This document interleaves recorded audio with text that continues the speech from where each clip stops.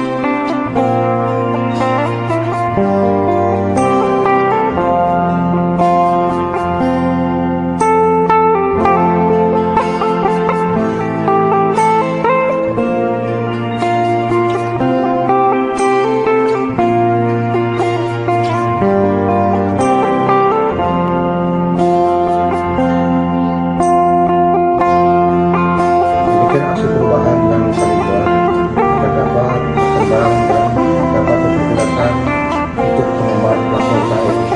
Terima kasih atas dukungan yang diberikan kepada saya sehingga dapat